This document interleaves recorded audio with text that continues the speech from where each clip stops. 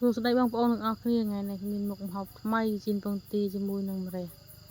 ម្ហូបដាច់ចាយបងប្អូនចុងខែដាច់លុយអត់ចំណាយច្រើនទេបងប្អូនហើយងាយស្រួលធ្វើទៀតឆាប់បានហូបទៀតបងប្អូនណាខ្លះធ្លាប់ជីនពងទាជាមួយម្រះឆ្ងាញ់តាបងប្អូន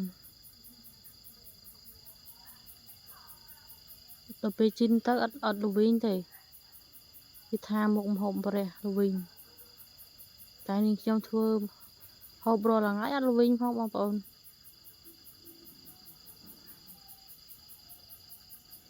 ម្រះដាំនៅជុំវិញផ្ទះហ្នឹងពងទាក៏ពងទាផ្ទះធម្មជាតិបងប្អូនអស់ក៏អស់ផ្ទះលោកស្រីចំការបានមកផុសប៉ុណ្ណេះរួចមកពេលទៀតបងប្អូនដោះទាល់រួចបានមួយថ្ងៃចុងខែដាច់លុយអាចធ្វើអញ្ចឹងហូបបានបងប្អូនងាយស្រួលអត់មានពិបាកទេមានពងទា3គ្រាប់ម្រះ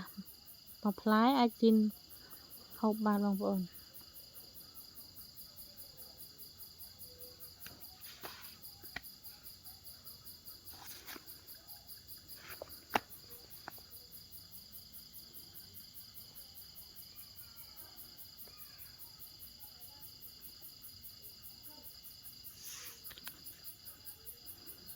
ការជីនងាយជីនគាត់តែប្រើចំណាយពេល2-3នាទីជីនបានហូបបងប្អូនមិនចំណាយពេលយូរទេលើកបង្វិលឆាច់រវិសឆាច់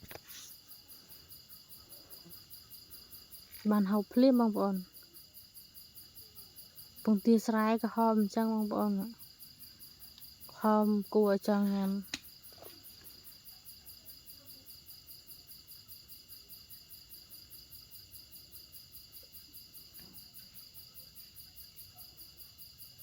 ប្រើចក្រានអស់បងប្អូនក្រានអស់តាមសុខសាចំការស្បោអស់បងប្អូនអញ្ចឹងយើងប្រើចក្រានអស់កាត់បន្ថយថវិកាបានមួយចំណែកដែរបងប្អូនមិនសូវចោះលុយប្រហែល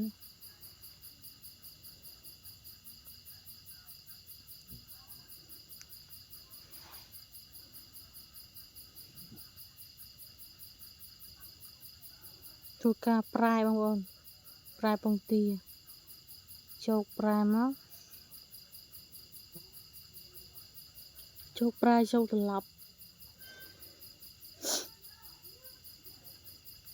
1 2 3ឆាច់